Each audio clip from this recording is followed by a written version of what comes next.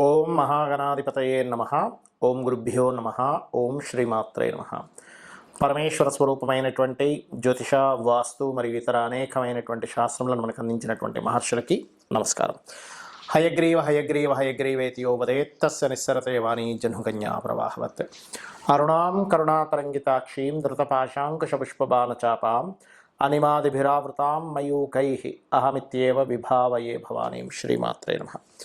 ప్రేక్షకులకి ఆ లలితాంబిక అమ్మవారి యొక్క అనుగ్రహం పరిపూర్ణంగా కలగాలని స్ఫూర్తి కోరుకుంటూ మనం ఈరోజు చెప్పుకోబోయేటువంటి టాపిక్ ఏమిటి అంటే, ఇవాళ రేపు మనం చూస్తున్నట్లయితే వివాహాలు చేస్తున్నారు కానీ వాళ్ళకి కొద్ది రోజుల్లోనే విడిపోవడం జరుగుతుంది. దానికి మేము జాతకాలు చూపించామంటూ ఉంటారు. కానీ ఇక్కడ జరుగుతున్నటువంటి తప్పిదము ఏమిటి అంటే 36 పాయింట్లకి 18 పాయింట్లు కలిసేయా అంటే చేసేస్తున్నారు. అలా కాకుండా 18 పాయింట్లు దాటిన తర్వాత ఉండేటువంటి ఆ వర్ణకూట ఏవైతే కూటమి ఉందో అది చూసుకుంటూ, దాంతోపాటు ప్రతి లగ్నము వారికి, మనకి మేషం నుంచి మీనం వరకు ఉండేటువంటి 12 లగ్నాల వారికి అసలు ఏ ఏ విషయాలు పరిపూర్ణంగా చూసుకోవాలి, ఎక్కడ మనం ఫెయిల్యూర్ అవుతున్నాము, ఏ విషయాలు చూసుకుంటే భార్యాభర్తలు చక్కగా కలిసి ఉంటారు అనేటువంటి విషయాలు ఇప్పుడు మనం 12 లగ్నాలకి తెలుసుకుందాం. అదేవిధంగా ఈ విషయాలు చెప్తుంది నేనైనప్పటికీ కూడా చెప్పిస్తుంది సాక్షాత్ లలిత అమ్మవారిగా భావిస్తూ, కర్కాటక లగ్నము, కర్కాటక రాశి సహజంగానే కర్కాటక లగ్నం వాళ్ళు ఎమోషన్గా ఉంటారు, మదర్లీ నేచర్ ఉంటారు. వీళ్ళు ఎంత ఎమోషన్గా ఉంటారో వీళ్ళకి సప్తమ స్థానాధిపతి అంటే శని అవుతాడు అధిపతి. సో సాటర్న్ ఈజ్ కర్మకారకుడు, అంటే వాళ్ళు కర్మబద్ధంగా ఉండేటువంటి లక్షణాలు కలిగి ఉంటారు సో సాధారణంగా. అయితే ఇక్కడ సప్తమ స్థానంలో ఉండే గ్రహాన్ని బట్టి కూడా వాళ్ళకి ఆ ప్రభావం ఉంటుంది. అంటే సప్తమంలో ఏ గ్రహం ఉంది, రవి ఉన్నాడా, చంద్రుడా, బుధుడా, శుక్రుడా, గురువా, కుజుడా, ఇలా ఉంటుంది. ఆ లక్షణం ఉంటుంది సహజంగా.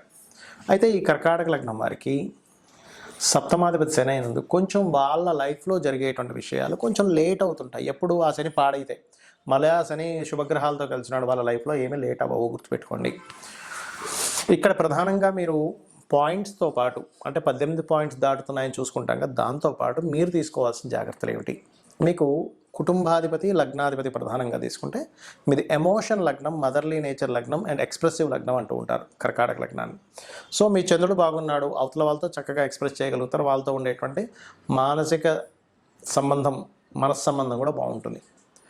ఇక్కడ ఎప్పుడు కూడా చంద్రుడు పాడయ్యాడు అంటే చిన్న చిన్న విషయాలకే మనస్పర్ధలు రావడం, చిన్న చిన్న విషయాలకే భయభ్రాంతులు అవ్వడం జరుగుతూ ఉంటాయి. ఇప్పుడు కుటుంబాధిపతి కనుక మీకు రవి బాగున్నాడు అంటే కనుక గవర్నమెంట్ రిలేటెడ్ మూలంగా, ఒకవేళ మీరు కర్కాటక లగ్న జాతకం చేసుకుంటున్నా వాళ్ళ కుటుంబాధిపతి రవి బాగున్నాడంటే చేసుకునే కుటుంబ సభ్యులకి, ఇంట్లో వాళ్ళకి కూడా గవర్నమెంట్ బెనిఫిట్స్ రావడం. అలా కాదండి రవి పాడయ్యాడు, అప్పుడు ఏమవుతుంది, గవర్నమెంట్ రిలేటెడ్ సంబంధించిన బెనిఫిట్స్ తగ్గుతుంటాయి అక్కడ. ఆ రకంగా అంటే గవర్నమెంట్ మనీ రావడం, తండ్రి యొక్క ధనం రావడం ఈ రవి బాగుంటే అవుతుంది, ముఖ్యంగా కర్కాటక లగ్నం వారికి. సో మీది కర్కాటక లగ్నమైనా, మీరు చేసుకునే స్పౌస్ది కర్కాటక లగ్నమైనా, సన్ బాగున్నాడు అంటే అమ్మాయి కావచ్చు అబ్బాయి కావచ్చు, మీరు వివాహం చేసుకున్న తర్వాత కుటుంబ సభ్యులకి పేరు ప్రఖ్యాతలు రావడం, కుటుంబం ఒక ఉన్నత స్థానానికి వెళ్ళడం జరుగుతూ ఉంటుంది. అలాగే మీకు పంచమ స్థానాధిపతి కుజుడు అవుతాడు, అంటే సంతానాన్ని ఇచ్చే కారకుడు. ఇక్కడ కర్కాటక లగ్నం వారికి సంతానం పొందినప్పటి నుంచి పర్టికులర్గా మన కెరియర్ రిలేటెడ్ సంబంధించిన విషయంలో మంచి అభివృద్ధి ఉంటుంది. కుజుడు కనుక బాగున్నట్లయితే మీరు గమనించండి, ఎనీ కర్కాటక లగ్న మంచి పొజిషన్లో ఉన్నాడు కుజుడు, సంతానం పొందినప్పటి నుంచి వీళ్ళకి కెరీర్ రిలేటెడ్ సంబంధించిన విషయంలో అభివృద్ధులు వస్తూ ఉంటాయి. మరి అలానే వాళ్ళ పర్సనల్ చార్ట్లో కూడా చూసుకున్నట్లయితే ఆ అబ్బాయి కావచ్చు అమ్మాయి కావచ్చు ఎవరైతే పుట్టారో వాళ్ళకి వీళ్ళకంటే ప్రతిదీ కూడా క్యాలిక్యులేటివ్గా ఉంటుందండి. ఏదో వీళ్ళు ఒక్కరి జాతకంలో ఉన్నది కావడం అని కాదు, తల్లిదండ్రుల జాతకాల్లోని పిల్లల జాతకాల్లో రెండు కూడా కలుస్తాయి అక్కడ. అయితే ఇక్కడ సంతానానికి ఇచ్చేటువంటి కారకుడు కుజుడు మీకు అవుతున్నాడు కాబట్టి వాళ్ళ పర్సనల్ చార్ట్లో సంతానానికి అధిపతి ఎవరు, శత్రువులు అవుతున్నారా మిత్రులు అవుతున్నారా? శత్రువులు అవుతున్నారు అనుకోండి, అప్పుడు ఏమవుతుంది, ఏ బుధుడు శని అయ్యాడు అవతల వాళ్ళకి, అప్పుడు ఏమవుతుంది అంటే అవతల వాళ్ళకి సంతానం పొందుదామనే దీంట్లో ఫెయిల్యూర్ అవుతుంటారు. కారణం అది మనకి నాడీ కూటమి ఇవి చూస్తుంటారు కదా, ఇందులో పర్టికులర్గా సంతాన కారకుడు ఎవరు, అది ఎలా ఉందనేటువంటిది తీసుకోవాలి. అయితే మీకు మాత్రం సప్తమ స్థానాధిపతి శనిని చూసుకోవాలి, కుటుంబాధిపతి అయినటువంటి రవిని, లగ్నాధిపతి అయినటువంటి చంద్రుడిని, సంతాన కారకుడు అయినటువంటి కుజుడిని, ఈ 5 ప్లానెట్స్ అవతల వాళ్ళ ప్లానెట్స్తో కలిస్తే అద్భుతంగా ఉంటుంది లైఫ్. మరి కొంతమందికి వివాహ సంబంధించినటువంటివి చూసినప్పటికీ కూడా ఒక్కొక్కసారి ఇబ్బంది అవుతూ ఉంటుంది. అంటే అలాగా వారిద్దరికీ సెట్ అయిందండి, అయినా సరే గొడవ వస్తుంది అంటారు. దానికి కారణం ఏంటో చెప్తా ఇప్పుడు నేను మీకు.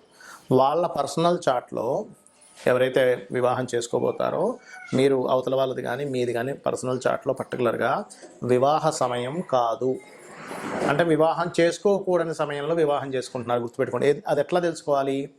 పురుషులైతే మీ శుక్రుడికి గోచారంలో శుభగ్రహాలు కాకుండా పాపగ్రహ సంబంధాలు వచ్చాయి అంటే అప్పుడు దాని అర్థం ఏంటి? ఆ గోచారంలో పాపగ్రహం ఉన్నంతసేపు శుక్రుడి మీద లేదా సప్తమ స్థానాది మీద సప్తమం మీద పాపగ్రహాలు ఉన్నప్పుడు ఆ టైంలో చేసుకోకూడదు. చేసుకుంటే దాని ఫలితం వస్తుంది. అలాగే స్త్రీలకైతే కుజుడి మీద పాపగ్రహ సంబంధం రాకూడదు. కుజుడికి కేంద్ర కోణాల్లోని, ముఖ్యంగా కోణాల్లోని, అదేవిధంగా సప్తమ స్థానాధిపతి చూసుకోవాలి. ఇది ప్రధానంగా తీసుకోవాల్సినటువంటిది. మరియు దీంతోపాటు పర్టికులర్గా మీరు కనుక ఇద్దరికి, అంటే ఇప్పుడు ఇద్దరికి సరైన సమయం అనుకోండి వివాహం చేసుకోవడానికి, అప్పుడు బాగుంటుంది. అలా కాకుండా ఒకరికి బాగుండి ఒకరికి బాగాలేదు వివాహం చేసుకోవడానికి, అప్పుడు ఏంటి యావరేజ్గా ఉంటుంది. వాళ్ళిద్దరు వివాహం చేసుకుంటే ఆ గ్రహస్థితి వెళ్ళిపోయే వరకు. దీంతోపాటు ఎవరికైనా వివాహం అవ్వటం లేదు, చాలామంది సంబంధాలు చూసుకుంటుంటారు కానీ సెట్గా ఒక్కోసారి. దానికి కారణం ఏంటంటే వాళ్ళకి జన్మజాతకంలో బలం లేదు వివాహం మీద. అలాంటప్పుడు మీరు చేయవలసింది ఏమిటి? స్త్రీలైతేనేమో నవగ్రహాల్లో కుజ శని రాహు గ్రహాల దగ్గర దీపారాధన చేయండి. పురుషులైతే శుక్రకేతు గ్రహాల దగ్గర దీపారాధన చేయండి. గోవులకి గ్రాసము తీపి చపాతీలు పెట్టండి పురుషులైతే. స్త్రీలైతే గోవులకి, దేశీవాలి గోవుకి కందులేమో దానం ఇవ్వచ్చు. గోవులకు పెట్టేటువంటిది ముఖ్యంగా క్యారెట్స్, బెల్లము తినిపించండి గోవులకి. దీంతోపాటు వివాహం అవ్వట్లేదు అనుకునేటువంటి వారు ఓం కామేశబద్ధ మాంగళ్య సూత్రశోభిత కందరాయై నమః. లేదంటే వివాహం అయింది కానీ మా ఇద్దరి మధ్యన మాటి గొడవలు వస్తున్నాయి అని అనుకున్నప్పుడు మీరు ఏం చేస్తారంటే ఓం శివకామేశ్వరాంకస్త శివా స్వాధీన వల్లభాయై నమః. సమ్ టైమ్స్ ఏమవుతుందంటే మీ జన్మజాతకంలో మీకు కొంతకాలం జీవిత భాగస్వామితో ఎడబాటుగా ఉండే యోగం ఉంటుంది. అప్పుడు దాన్ని యాక్సెప్ట్ చేయండి. అది యాక్సెప్ట్ చేయకుండా దగ్గరగా ఉందామనే ప్రయత్నం చేసినప్పుడు ఏమవుతుందంటే మీ ఇద్దరి మధ్యన అనవసరమైనటువంటి గొడవలు వస్తూ ఉంటాయి. అలా కాకుండా ఒక్కొక్కసారి ఆల్రెడీ వివాహం అయిపోయిందండి కానీ సప్తమంలో పలానా ప్లానెట్ పాడవడం వల్ల మేము ఇబ్బంది పడుతున్నాం అన్నప్పుడు ఆ ప్లానెట్కి సంబంధించినటువంటి దానం ఇవ్వడం. అంటే రవి ఉన్నాడు అనుకోండి, గోధుమలు, చంద్రుడైతే బియ్యము, కుజుడైతే కందులు, బుధుడైతే పెసలు, గురువు అయితే శనగలు, శుక్రుడైతే బొబ్బర్లు, శని అయితే నువ్వులు, రాహు అయితే మినుములు, కేతు అయితే ఉలవలు. ఈ రకంగా దానం ఇవ్వచ్చు. లేదా అధిష్టాన దేవతలు అంటే సూర్యభగవాను ఆరాధించడం, రవి అయితే, చంద్రుడైతే అమ్మవారు, శుక్రుడైన అమ్మవారిని చేసుకోవచ్చు, గురువు అయితే దత్తాత్రేయుడు, శని అయితే శివుడిని లేదా ఆంజనేయ స్వామిని, రాహు, దుర్గా, కేతు వచ్చేసి గణపతిని. ఈ రకంగా కూడా చేసుకోవచ్చు. బుధుడైతే విష్ణువుని. అంటే అది యాక్టివ్ అవుద్ది. మీరు ఎప్పుడైతే ఆ గ్రహం యొక్క అధిష్టాన దేవతకి చేసుకుంటారో ఖచ్చితంగా యాక్టివ్ అవ్వడం. ప్రధానంగా మీరు తీసుకోవాల్సిన జాగ్రత్త ఏంటంటే మీరు ఈ సప్తమ స్థానంలోని 12వ స్థానంలో ఉండే గ్రహాలు ఎలా ఉన్నాయి, మీకు ఏ సమయంలో వివాహం చేసుకుంటే కరెక్ట్ టైం, ఏ సమయంలో చేసుకోకూడదు, ఇప్పుడు అసలు మీరు వెతుకుతున్న సమయానికి ఇప్పుడు అసలు వివాహ యోగం ఉందా లేదా, ఇవి చూసుకోవాలి. ప్రతి ఒక్కరికి కూడా 3 నుంచి 5 సార్లు వస్తుంది వివాహ సమయం. సో ఇవి చూసుకొని మీరు మీ యొక్క జీవితాన్ని ఆనందమయంగా చేసుకుంటారని కోరుకుంటూ శ్రీమాత్రే నమః.